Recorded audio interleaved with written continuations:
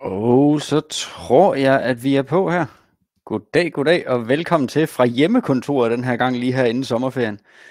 Der kunne vi lige få tid til at bygge en lille hjemmeside, og lige få hils på hinanden og ønske god sommer. Så det tænker jeg, at det er planen. Jeg håber, der er styr på teknikken. Det er som om, at vi laver noget nyt hver gang. Den her gang er det så bare, fordi jeg har flyttet kontor. Jeg skal lige se, jeg har det hele sat op her. Goodie. Det kunne være rigtig dejligt med en lille bekræftelse på, at det hele ser godt ud, og at det ser ud til at virke. I mellemtiden så sætter jeg lige noget skærmdeling op her. Sådan der. Så er det oppe at køre. Tror jeg. Sebastian fra teamet skriver, at det ser ud til at spille. Fantastisk. Så regner vi med det godt. Når vi kører skærmdeling her på Livestorm, så har jeg fundet ud af, det må jeg nok hellere starte med at sige, at der er nogen, der før har meldt ind, at det godt kan se lidt småt ud, det jeg laver på skærmen. Der vil jeg sige, at man kan trække i, der sidder sådan en lille grå streg inde i webinarbilledet, imellem mit billede og så skærmdelingsbilledet. Og den kan man simpelthen trække i for at gøre det større eller mindre, afhængig af om man har lyst til at kigge mest på mit ansigt, eller jeg har rodet i baggrunden også, eller skærmdelingen her. Så hvis I lige alle sammen vil prøve det, så tror jeg, at vi er ved at være der. Ellers så vil jeg jo byde velkommen, og igen god sommer. Når man kigger ud af vinduet, så er det ikke lige frem, fordi det ligner sommer. Og nu ved jeg ikke, hvor I kommer fra i landet, men her i Østjylland har de lovet op til, hvad er det, 80 mm regn i morgen. Så det er jo helt fantastisk at bo i Danmark, når man går på sommerferie, kan man sige. Ellers så synes jeg, at vi alle sammen lige skal starte ud med at sige, hvad vi regner med at få ud af den her time, vi nu skal bruge. Normalvis plejer vi at nå igennem at bygge en forside, og måske også en kontaktside i Bricksite, hvor vi simpelthen render de mest basale funktioner igennem fra A til Z. Men jeg kunne rigtig godt tænke mig at vide, om jer, der sidder derude, I har hjemmesider i forvejen, og i så fald, om de er ved Bricksite, eller hvordan og hvorledes. Hvad erfaringsniveauet er. Det kan nogle gange godt afgøre, hvor hurtigt vi springer over nogle ting, nemlig.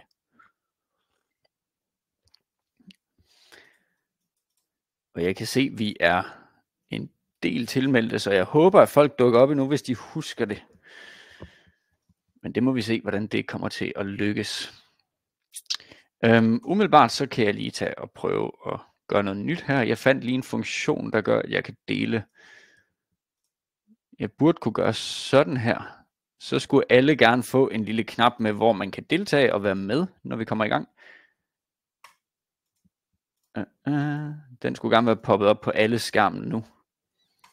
Og der kan man så bare trykke later, hvis ikke man gider at være med lige fra starten.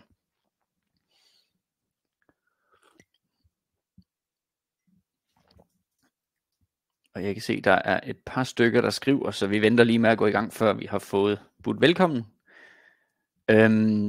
Jeg kan lige slå et slag for, at hvis der er nogen, der sidder og brænder inde med spørgsmål, vi har en time til at bygge den her forside, og jeg skal nok stoppe med at spille tid lige om lidt, men det kan godt gå lidt stærkt nogle gange. Altså når vi har bygget den første sektion, så alt det her med at redigere tekster og redigere billeder osv., det skulle vi gerne have været igennem første gang, så kan jeg godt finde på at gå lidt hurtigt igennem det. Og hvis jeg på et eller andet tidspunkt får sat farten for meget op, så må I endelig skrive i chatten herinde, så sidder min kollega Sebastian klar til at svare på spørgsmål, eller jeg kan lige fange det og så sige, okay, så render vi lige det igennem på skærmdelingen en gang til.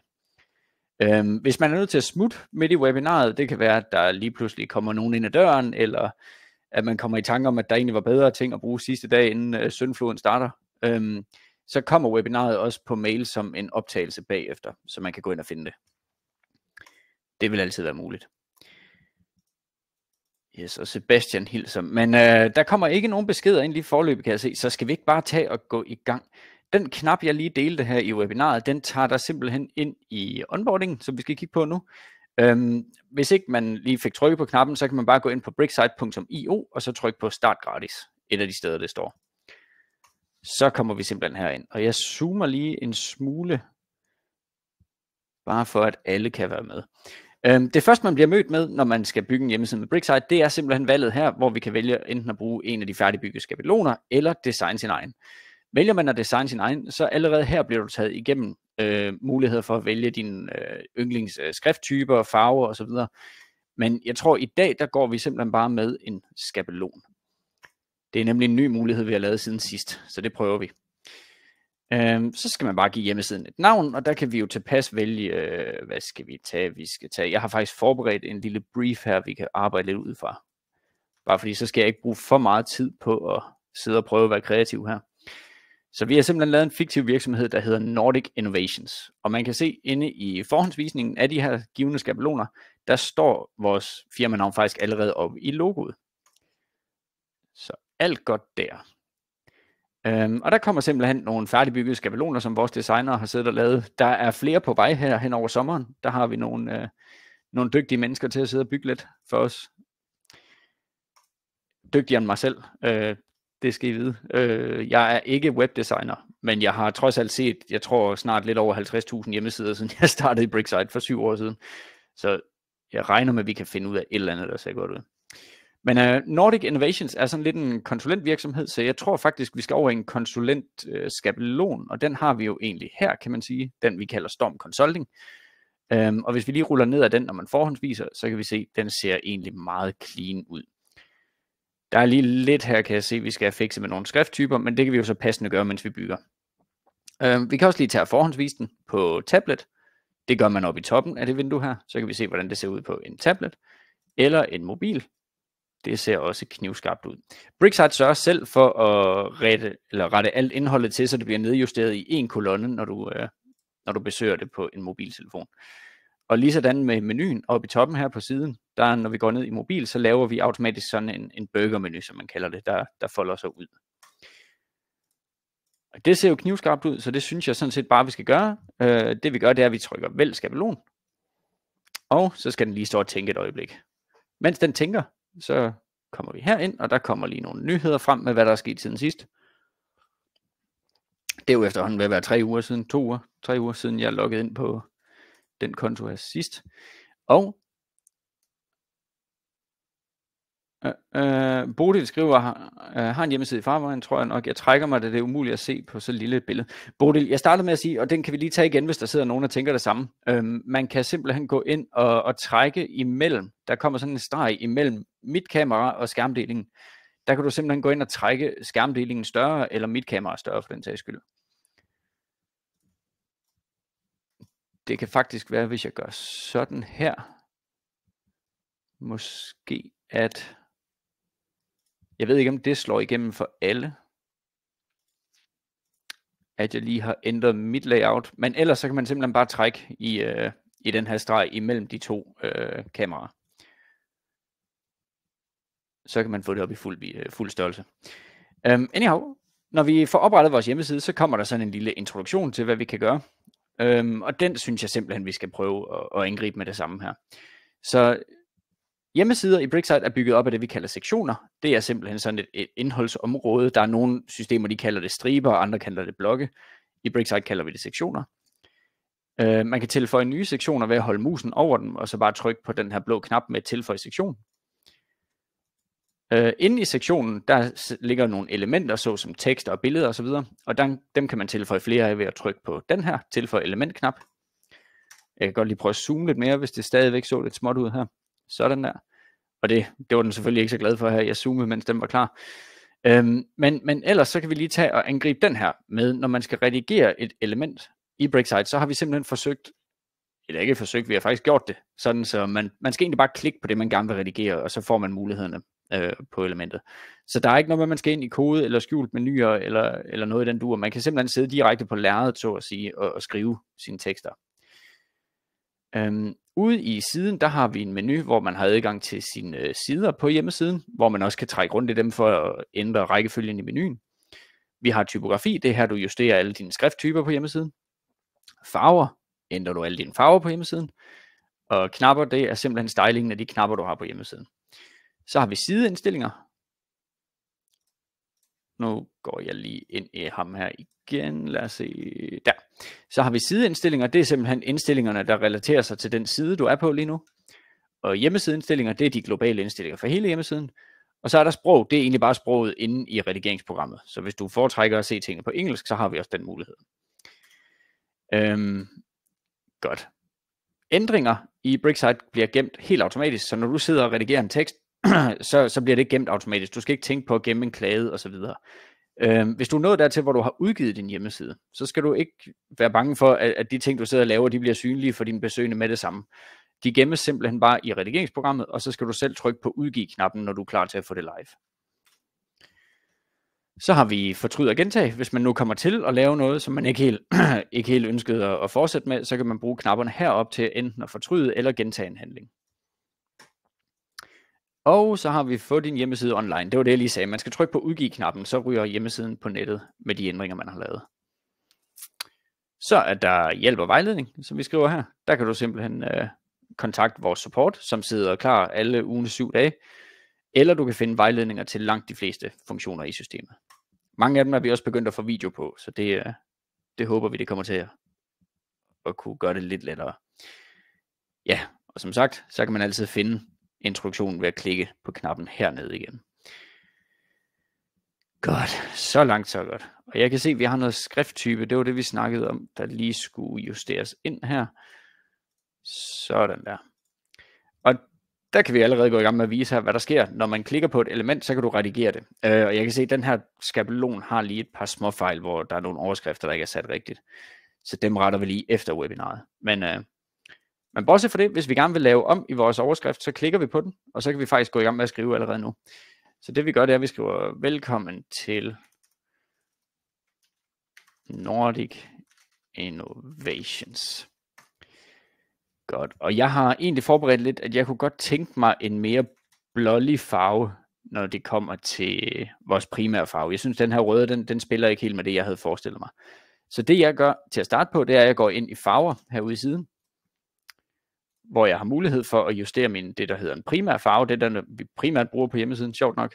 Og der kan jeg simpelthen gå ind og lave den om til en blå farve, hvis jeg har lyst til det. Nu har jeg gemt en farvekode, der burde se nogenlunde godt ud, og det er ikke helt skidt, det der, synes jeg. Jeg prøver at holde mig væk fra de helt standard blå farver. Men når man ændrer farven ude i sin hjemmesides farver, så vil det faktisk gå igen alle de steder, man har valgt den her primære farve. Så hvis jeg går ind og redigerer en tekst, så kan jeg skifte farven her, hvor jeg har mine temafarver nede i bunden. Og alle de steder, hvor jeg har valgt primær, hvis jeg så senere går ind og ændrer i min primære farve, så vil det gå igen på alle de elementer, jeg har valgt den på.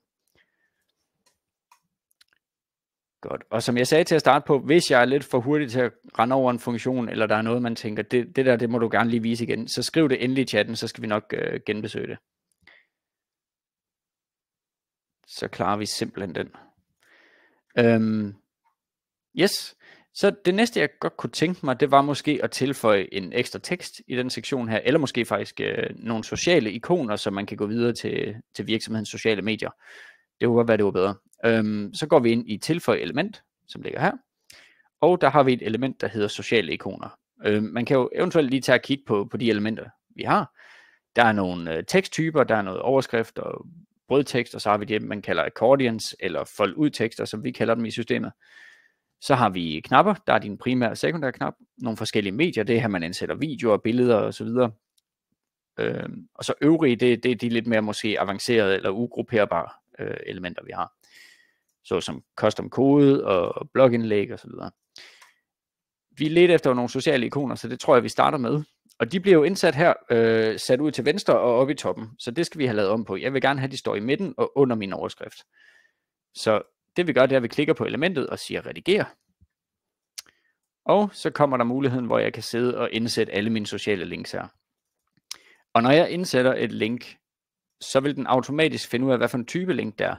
Det vil sige, hvis jeg laver et link til min Instagram, så putter den selv Instagram-ikonet ind, så man skal ikke sidde og dykke efter alle mulige SVG-ikoner og sidde og redigere dem, så de passer med hjemmesiden. Det klarer systemet for dig. Men det vi gør, det er, at vi går ind i udseende og lige ændrer justeringen, så de kommer ind og står i midten. Så kan vi lige ændre størrelsen, de er måske lige voldsomme nok i den størrelse her. Vi kan give lidt mere afstand imellem dem. Nu har vi ret meget afstand imellem bogstaverne i vores overskrift, så jeg tror faktisk, at det er en trend, vi følger her. Så kan vi give dem en farve. Spørgsmålet er, om de skal være...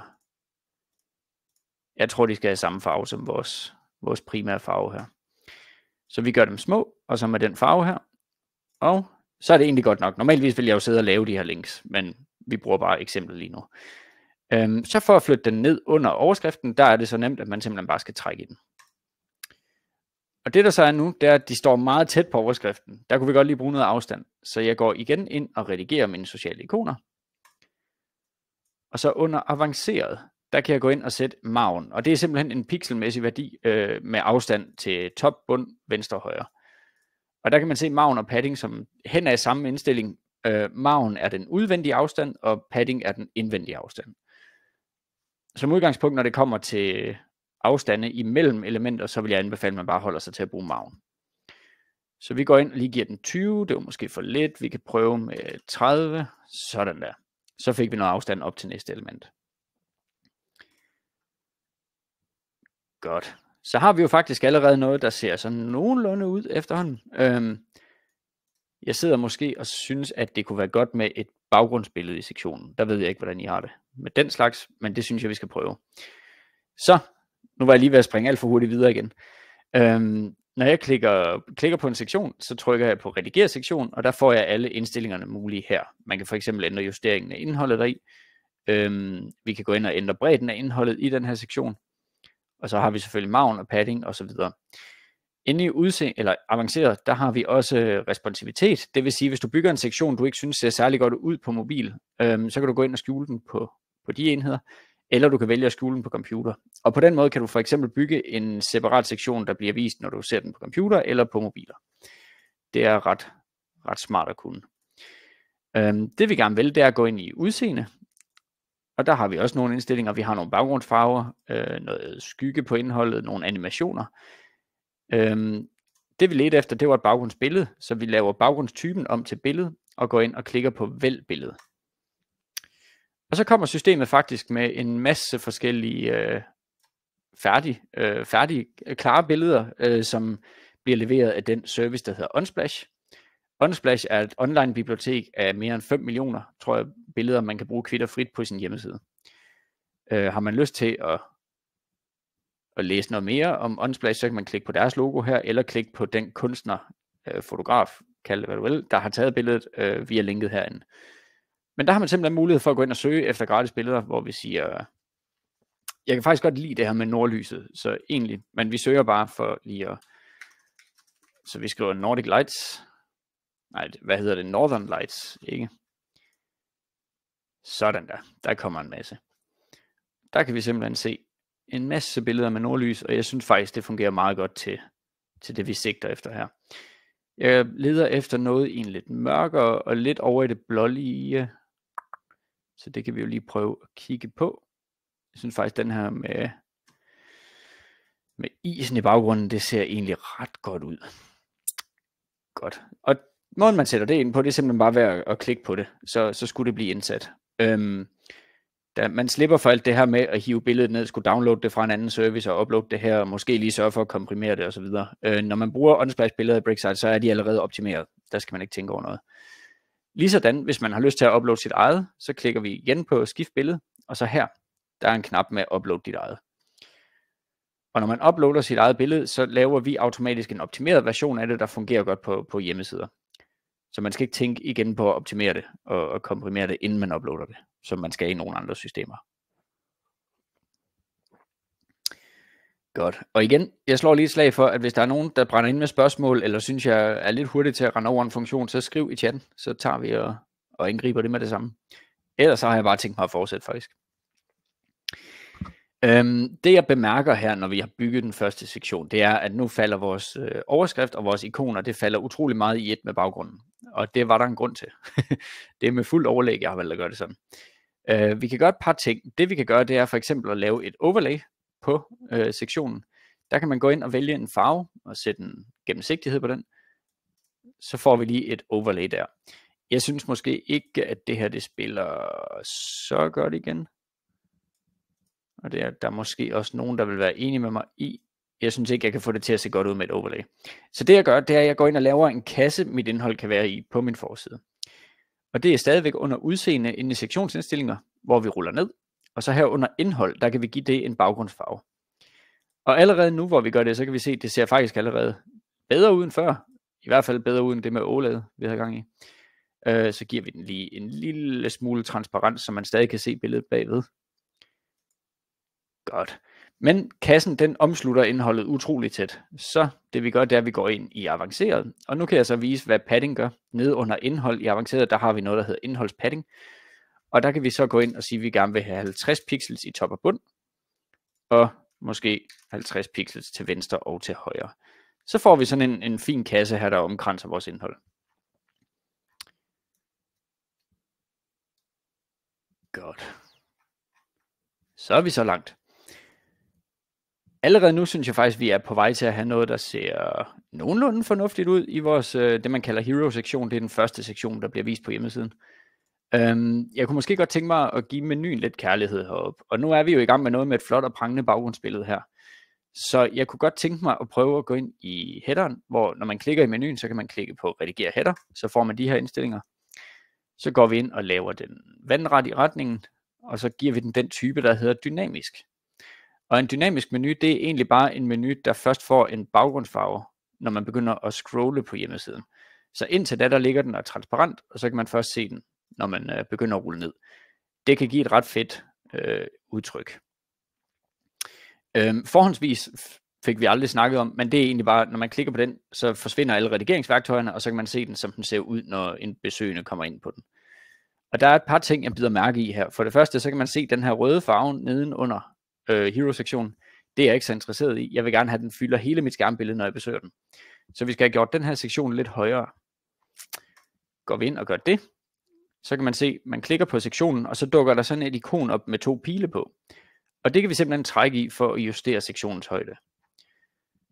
Den skal måske være lige en my mindre, sådan der. Så står det hele pænt i midten, og vi burde ikke kunne se den røde sektion nedenunder, når man kommer ind. Rigtig godt.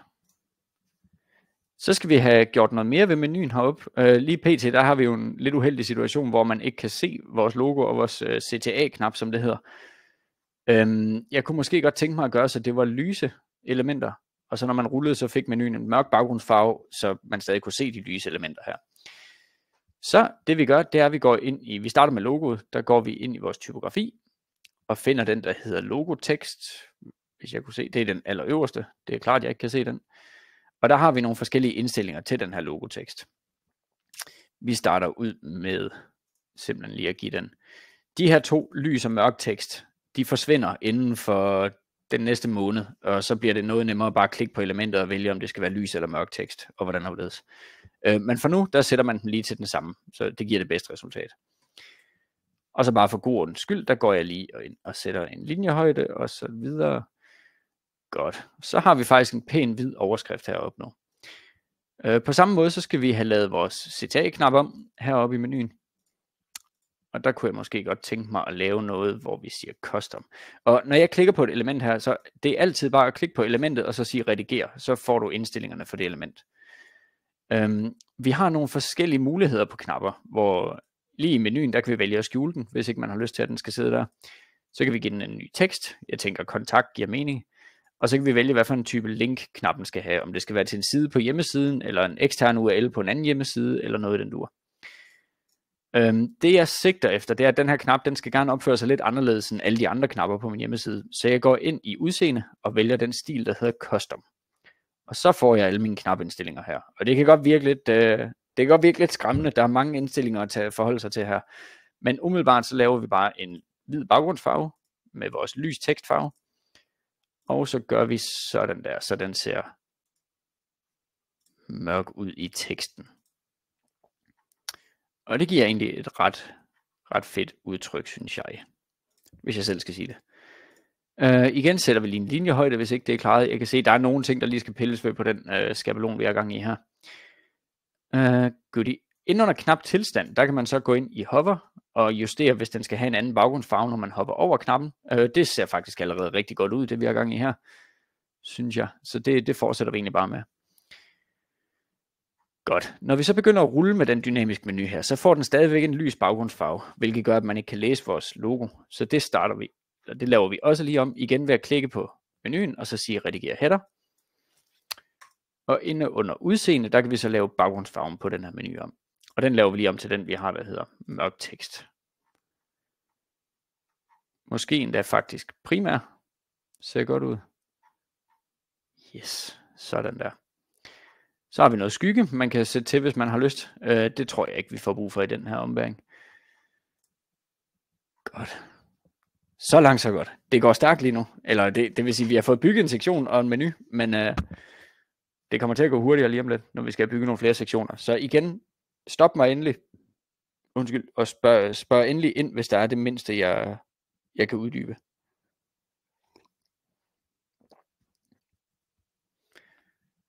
Og jeg kigger lige, om alt kører, som det skal herover endnu. Det ser rigtigt nok ud, ellers så regner jeg med, at Sebastian han lige prikker til mig. Han sidder også klar på at svare på spørgsmål i chatten, hvis der er det mindste. Super. Så har vi sådan set fået bygget vores overskrift. Eller vores hero-sektion, undskyld. Så skal vi i gang med en om-os-sektion. Og det har vi jo faktisk allerede i skabelonen her. Bare lige for at demonstrere, så vil jeg måske gå ind og sige tilføj sektion. Så kan man se alle de færdigbyggede sektionstyper, vi har i systemet. Så hvis man lige tænker, jeg vil gerne bygge en hero-sektion, men jeg kan ikke lige finde ud af, hvordan den skal se ud, så kan man altid gå herind og så få nogle af de skabeloner, vi har bygget. Nu skal vi lave en om-os-sektion, så jeg går herind, og der ligger nogle forskellige kategorier også, eller nogle forskellige designs klar. Vi har en der, jeg måske synes ser meget godt ud, men det er mere beregnet til noget CV. Vi kan selvfølgelig lave alle sektionerne om til det, vi har lyst til. Der er ikke nogen indstillinger, der er låst på dem. Men jeg kan faktisk meget godt lide den, vi allerede har gang i her. Så jeg tror, det er den, vi holder os til. Baggrundsbilledet synes jeg måske ikke lige passer så godt til en konsulentvirksomhed. Så det prøver vi lige at gå ind og lave om. Igen, klik på sektionen, udseende, og så skift billede. Der kan vi gå ind og gøre det. Hvis så vi vælger noget, nu tager vi lige et eller andet office-relateret, et kontorbillede, hvis vi kan finde noget der. Så tager vi lige et sådan rigtig godt corporate billede, som overhovedet ikke siger noget som helst. Men vi tager det her. Godt. Sådan der. Så er der i hvert fald et eller andet billede af noget, et team bag ved virksomheden. Og det er jo selvfølgelig vigtigt, at man får lagt noget indhold ind, der viser, hvem man er som virksomhed eller som konsulent. Sørg for at give noget tillid, når folk besøger hjemmesiden. Godt. Så har vi gang i det. Hvis vi så går ind og lige skifter overlayet på det her billede, så det måske matcher lidt bedre, hvad vi ellers har gang i, så tager vi et mørkt overlay og bare giver det noget transparens, sådan der. Og så gør vi lige så kassen, den bliver 95% synlig. Godt. Så langt så godt. Så det er utrolig hurtigt at sidde og lave de her baggrundsbilleder, når man har Unsplash-integrationen, og man lige ved, hvor man skal finde de her overlay-indstillinger. Jeg lover dig, når først du har bygget den første sektion eller to, så kan du flyve igennem og bygge sådan en hjemmeside her. Hvis ellers man lige ved nogenlunde, hvad man går efter. Det vi måske kunne gøre her, for at gøre den her sektion lidt mere livlig, det var at gøre baggrundsbilledet fast. Det ved jeg ikke, om I bemærkede muligheden herinde, men der er sådan en toggle her, der hedder fast baggrund. Hvis vi slår den til, så bliver baggrundsbilledet simpelthen hængende, når vi ruller forbi. Og det kan jeg måske meget godt lide, den effekt, når det kommer til en sektion som den her. Så den beholder vi. Vi kan også gå ind og aktivere animationer inde under indholdet. Det var ikke meningen. Sådan der. Der har vi en, der hedder animationer, hernede i bunden under udseende, hvor vi kan aktivere en fade up og gøre den hurtig. Hvis jeg så lige går i forhåndsvisning og viser, når vi ruller ned, så kommer indholdet simpelthen rullende op, fadende op på skærmen, mens vi ruller ned. Og det igen, det kan godt gøre, at hjemmesiden ser lidt mere livlig ud. Godt. Jeg skal lige have noget kaffe her. Jeg kan mærke, at jeg snakker meget, og jeg snakker hurtigt.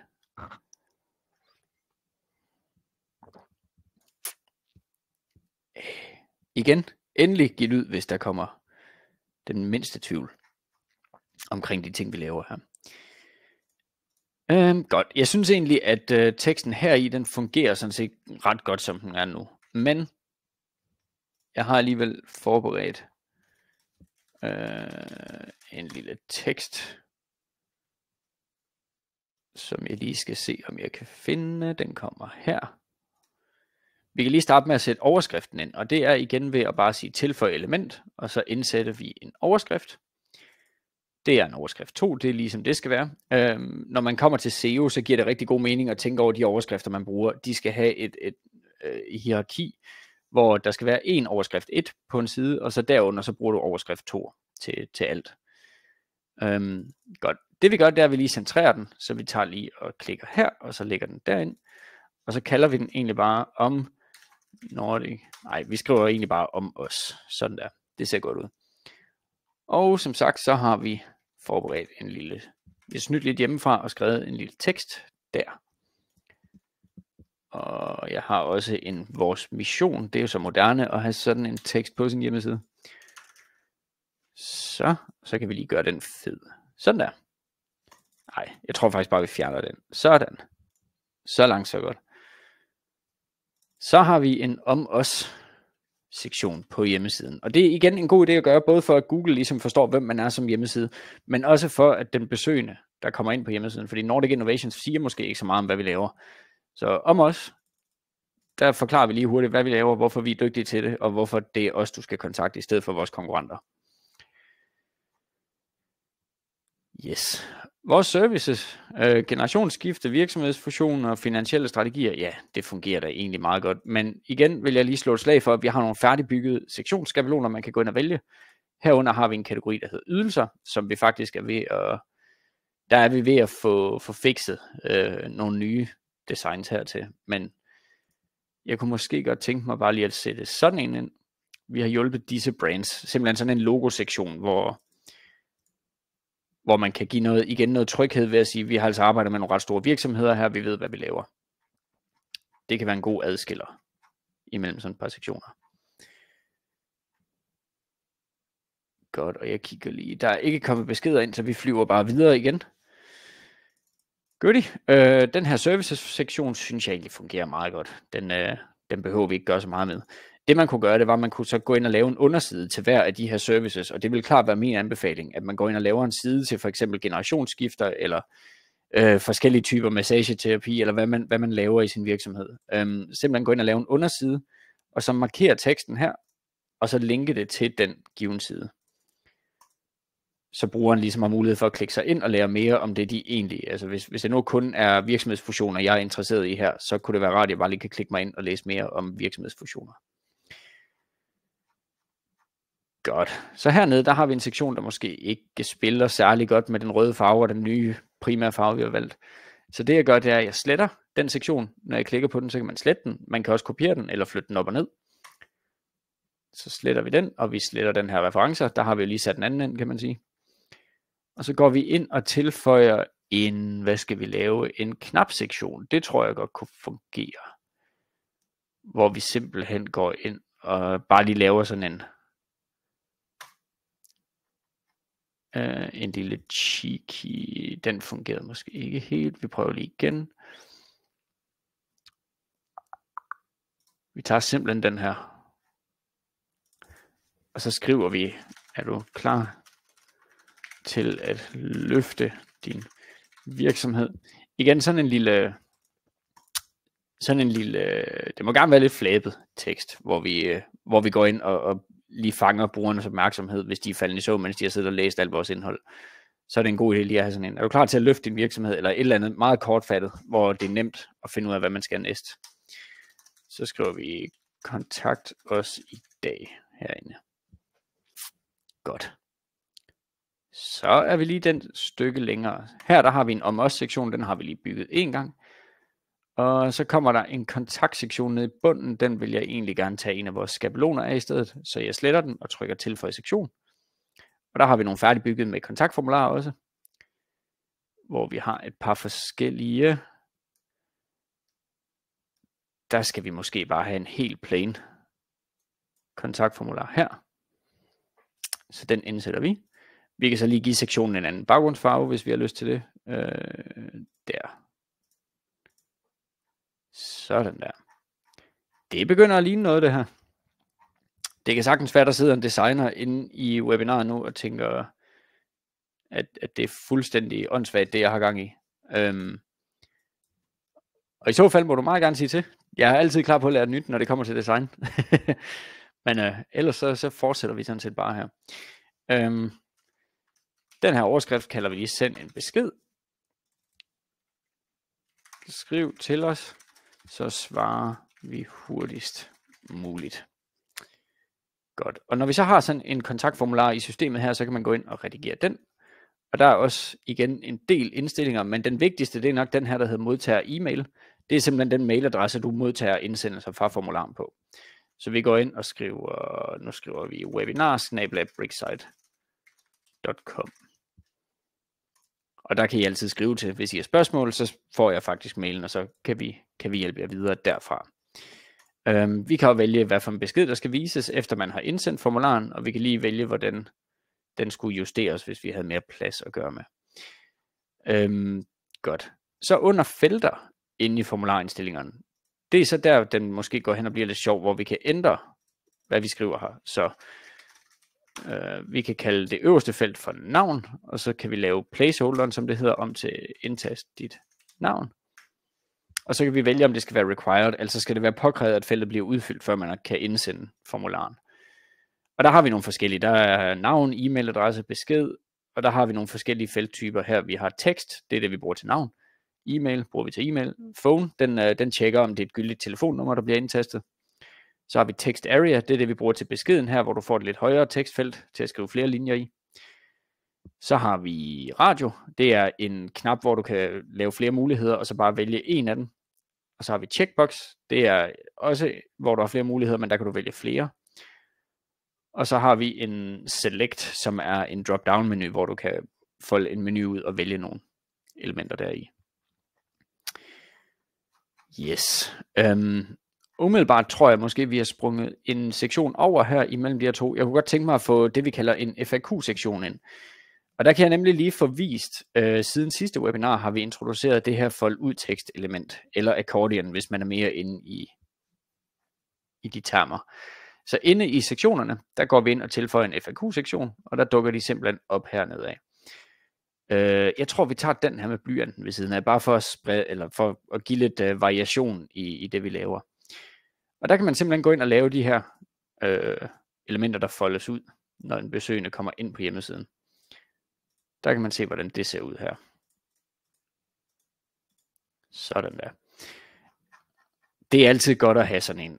Både for Googles skyld, men igen også for den besøgende. Du kan ret hurtigt opsummere, hvilke spørgsmål den besøgende måtte sidde med, når de kommer ind på hjemmesiden.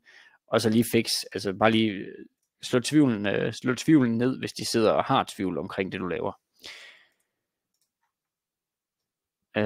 Goodie. Den ser egentlig meget godt ud, og vi behøver ikke at sidde og finde på spørgsmål her, så den lader vi egentlig bare blive, tænker jeg. Yes. Jeg kunne måske godt tænke mig lige at gå ind og redigere i den. Og så under udseende, der kan vi gå ind og vælge, at den første skal være åbent automatisk. Det synes jeg altid ser lidt godt ud. At man kan se, det indikerer ligesom på en eller anden måde, at man nemmere kan, at man kan åbne de andre, hvis man har lyst til det. Godt, så kommer vi til vores footer nede i bunden, og en footer skal man have på alle hjemmesider. Det har vi i hvert fald valgt at sige, og det giver ikke mening ikke at have det i langt de fleste tilfælde. Man kan slette alt indholdet deri, hvis man synes, det er helt åndssvagt, men derudover så synes jeg egentlig bare, at vi lige fikser den her. Så det vi gør, det er, at vi skriver vores firmanavn her, og der har vi en hel adresse skrevet, der skal bare lige laves tekstfarven om, så det gør vi. Så kalder vi den her for sitemap. Det er noget, man gjorde meget i før i tiden. Lige at have et sitemap nede i bunden af sin hjemmeside. Vi gør det også stadigvæk på Bricksite, så det er ikke mere moderne end det er vi heller ikke. Men det kan også være en god idé, hvis man har nogle sider, man gerne vil have indekseret på Google. Og jeg kan se, at vores standard overskrift 3 skriftstørrelser, de bliver lige store nok til den slags her. Så jeg tror faktisk, jeg går ind i stedet og laver den om til tekststørrelse 20. Så vi siger overskrift 3, tekststørrelse 20, og så bruger vi vores lystekstfarve her. Godt, og vi kan så gå ind og gøre den fed tekst alle sammen. Yes. Og jeg kan da godt nok se, at vi lige skal have givet den her skabelon en overhaling, så man slipper for at sidde og lave alt det her. Men jeg håber, at jeg demonstrerer, at når først man lige har fanget, hvor man laver ting om, så er det altså ret hurtigt at klare, hvis man falder over sådan noget. Godt, det er faktisk det meste af det, jeg havde tænkt mig at bygge på forsiden. Men jeg kunne jo lige tage og forklare, hvordan den her footer er bygget op med de her, kolonner. Fordi det er nemlig muligt at lave op til 6 kolonner i en sektion. Og det eneste man skal gøre for at lave en kolonne, hvis vi lige duplikerer den her overskrift og vil lave en ny, det er simpelthen bare at trække i elementet, ligesom vi gjorde før, da vi flyttede vores sociale ikoner ned under overskriften. Så kan man faktisk også trække det ud til højre, og så den her blå linje, den indikerer, at nu er vi ved at lave en ny kolonne.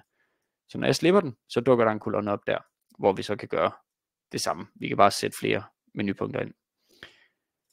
Så det er i hvert fald ret nemt, hvis det er noget, man har lyst til.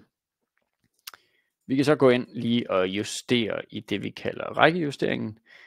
Det vi døjer lidt med her, det er, at fordi den ene overskrift er på 2 linjer, så bliver indholdet rykket lidt længere ned her. Så måske, hvis vi bare lige laver indholdsbredden på footeren om. Og så går vi ind og gør sådan her. Se nu, hvor vi kan. Og der er ikke nogen, der beder mig om at bremse endnu, kan jeg se i chatten. Så jeg fortsætter egentlig bare i det tempo, jeg kører. Men så er vi faktisk så langt med overskriften. Og vi kan lige se her, når vi går ned og ser den som mobil, så kommer vores overskrift her med baggrundsbilledet, og det hele ser godt ud. Når vi ruller ned, så kommer alt vores indhold her i sektionen. Det ser også godt ud. Vores logoer, de justerer ned i 2 kolonner, og så videre. Det hele ser faktisk... Okay, der er lige noget med footeren, vi skal kigge på der. Det ser ikke så godt ud. Det vil jeg gerne medgive. Går vi på mobil til gengæld, så burde det. Ja, fordi der kommer det hele ned i 1 kolonne. Så der ser det lidt skarpere ud. Så det kan vi lige tage og angribe. Jeg tror noget af det, der gik galt, det er simpelthen justeringen på elementerne. Så hvis vi lige får den rettet til, så alt er venstre justeret.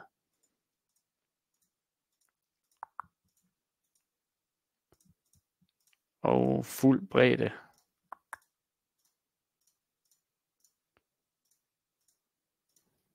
Så kan vi faktisk gå ind og sørge for, at det her spiller lige om lidt. Fordi så kan vi gå ind og lave indholdsbredden tilbage nu. Til de 75, den stod på, tror jeg. Ej, vi kan lige finde, hvor den knækker. 85, tror jeg, er smertegrænsen her. Og hvis vi så går i...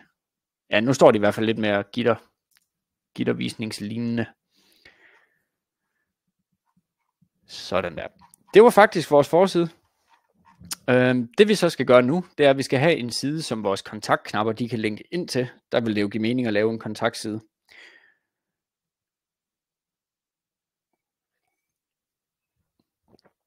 Ja, der skulle lige kaffe til igen. Godt. Så det vi gør, det er, at vi går op i sider og menu, eller sider og links, som ligger herude i siden, og trykker på tilføj ny. Og der har vi muligheden for at indsætte enten en side eller et ekstern link. Ekstern link er god, hvis du har for eksempel en Facebook-gruppe eller et eller andet, du vil linke til via din menu heroppe. Så kan du bruge den. Det er meget normalt til booking, for eksempel, hvis man kører en eller anden booking-platform og linke til fra menuen. Men vi går simpelthen ind og vil tilføje en side, og det var en kontaktside, vi blev enige om, så der går vi ind. Og så kan jeg se, at den stadig bruger vores gamle farve her. Det skal den selvfølgelig have lov til. Det burde se bedre ud, når vi får den indsat. Og vi tager simpelthen bare den her ned til højre. En meget basisk, men meget pæn kontaktside.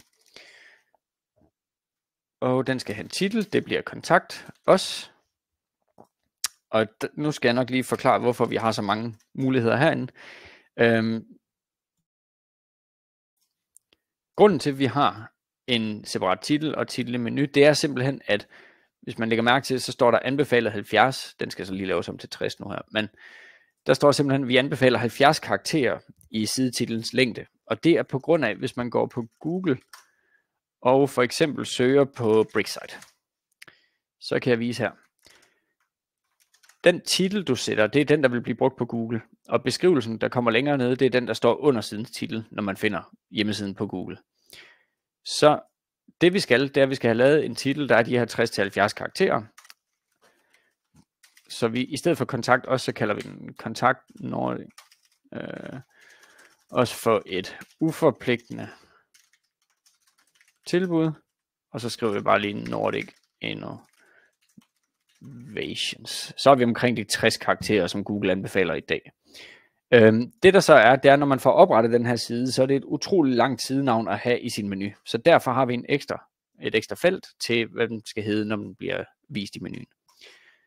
Så er der en beskrivelse, hvor man som sagt lige skriver det, der skal stå på Google. Og de her to er vanvittigt vigtige at sørge for, at de står skarpt, når Google kommer forbi. Goodie. Så har vi side URL.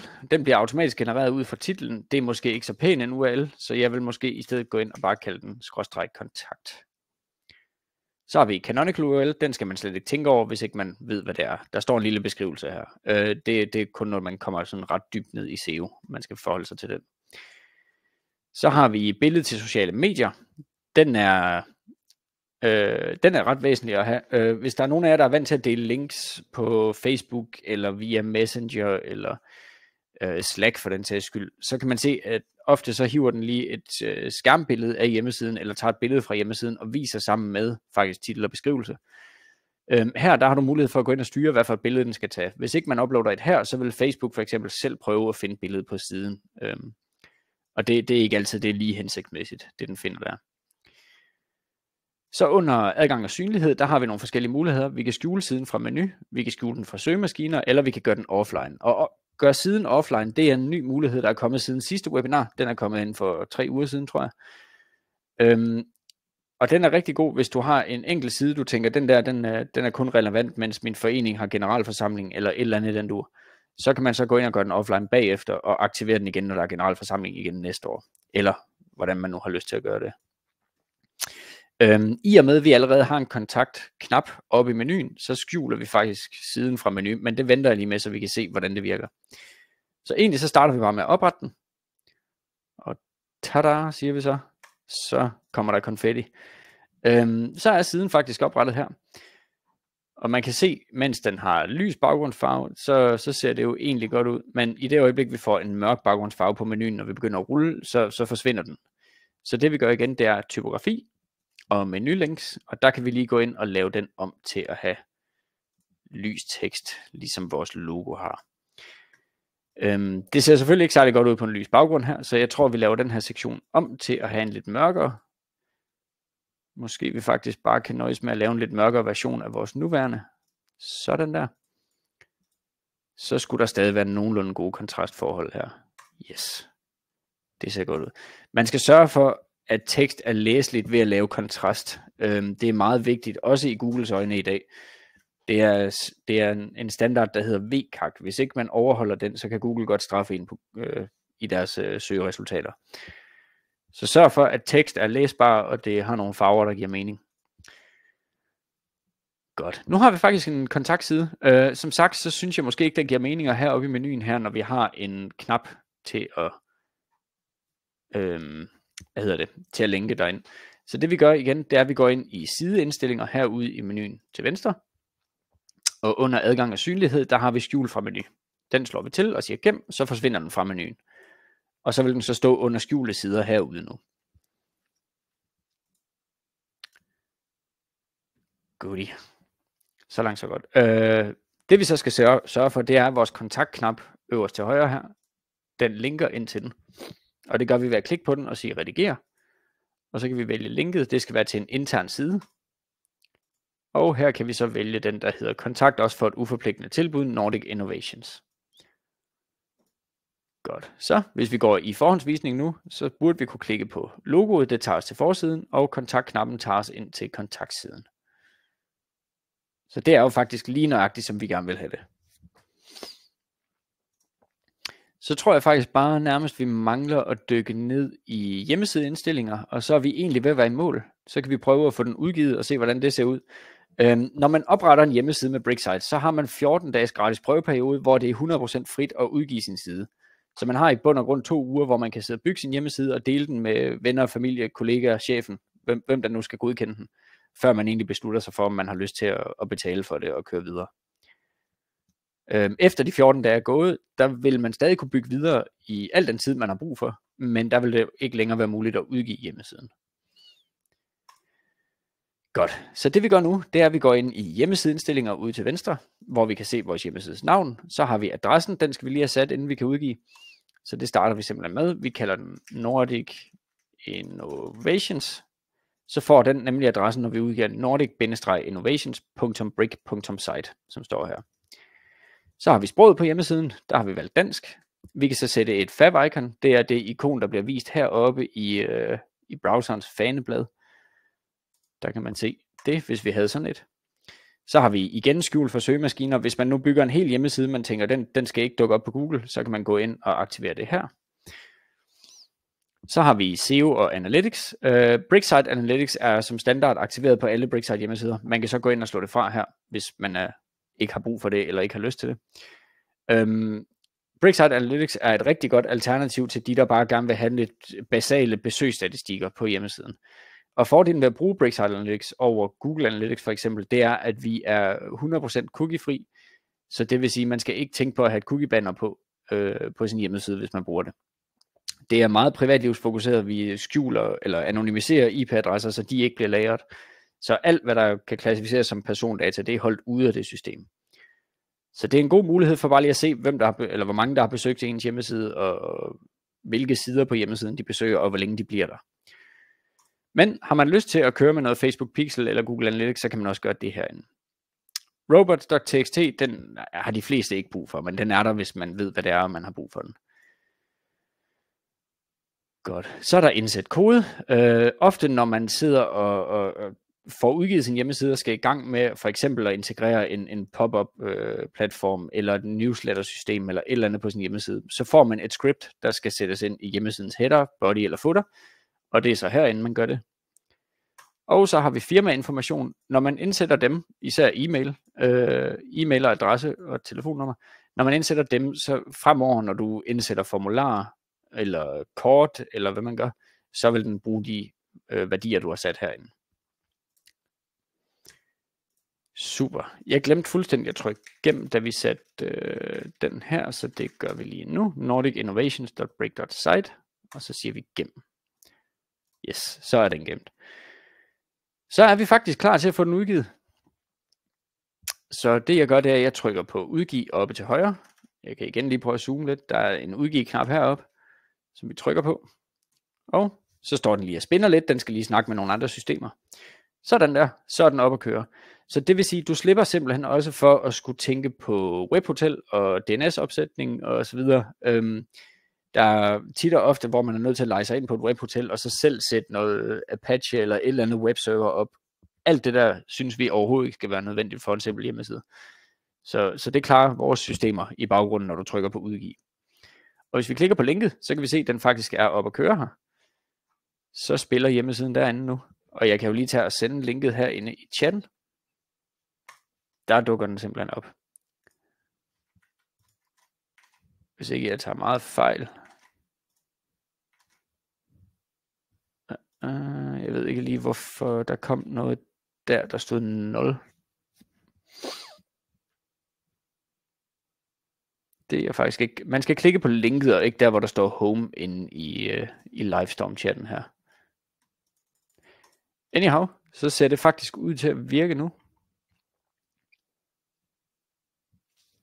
Og siden er udgivet. Og som vi skriver herinde, så prøveperioden udløber om 14 dage, og som jeg sagde, så du har stadig mulighed for at bygge din hjemmeside, alt det du vil bagefter prøveperioden.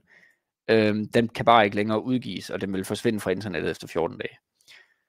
Bliver man nu så glad for det, mens man sidder og bygger, at man tænker, det vil jeg gerne fortsætte med, og jeg vil gerne have mit eget domæne på hjemmesiden. Så under prøveperioden, der kan man opgradere og spare 25% på sit premium. Og det kan man finde priser på inde på bricksite.io under priser. Der ligger de. Godt. Så langt, så godt, tror jeg.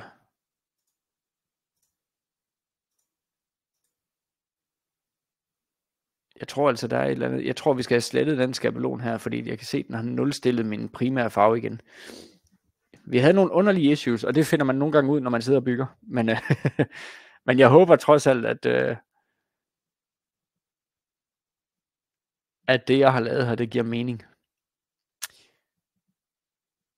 Og jeg ved ikke, om I alle sammen er faldet i søvn, eller om det bare gik for stærkt, eller hvordan det ledes. Jeg kan se, at folk er begyndt at falde lidt fra. Så hvis ikke der er nogen, der sidder og brænder inde med spørgsmål, så tror jeg faktisk bare, at vi vil ønske rigtig god sommer herfra. Vi er tilbage med næste webinar den 16. august, mener jeg. Nu skal jeg lige se her. Yes, 16. august kl. 11. er det næste webinar, og det kan man finde ind i bunden af bricksite.io. Men ja, der kommer ikke nogen spørgsmål til det ud til. Så vi ønsker bare rigtig god sommer. Tak for en behagelig time, og så nyd nu sommerferien, og pas på ikke at drukke. Hej så længe.